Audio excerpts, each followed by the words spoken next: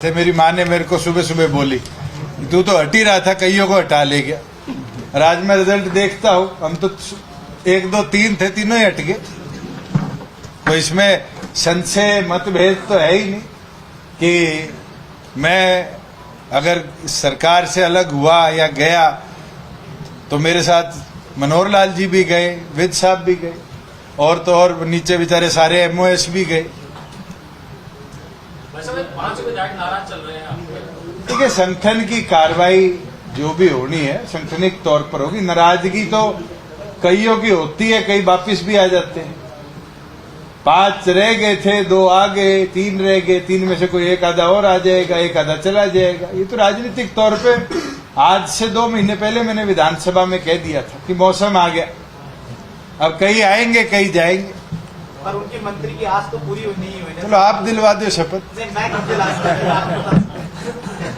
हरियाणा प्रदेश के नए मुख्यमंत्री ने एक बात कही कि हमारा सरकार का गठबंधन था।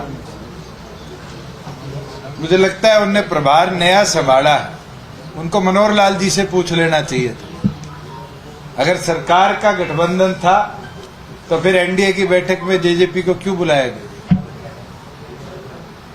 आज के दिन उनके राष्ट्रीय अध्यक्ष क्यों एनडीए के अंदर जेजेपी को एक हिस्सा मानते थे? और हमने तो पहले दिन ये निर्णय कर लिया था 12 तारीख को ही कि जननायक जनता पार्टी नई गवर्नमेंट के फॉर्मेशन का हिस्सा नहीं बनेगी, एनडीए का हिस्सा नहीं रहेगी। ये चर्चा आई है सर कि आपसे इस्तीफा देने के लिए कहा गया था, लेकिन आपने मना कर दिया। उसके बाद फिर सरकार ने चर्चाएं तो पता नहीं क्या क्या आएंगी और क्या क्या रही होंगी और क्या क्या आगे बढ़ाई जाएंगी। मैं एक चीज आपको स्पष्ट कह देता हूं कि हरियाणा गवर्नमेंट का नेतृत्व मनोहर लाल जी कर रहे थे।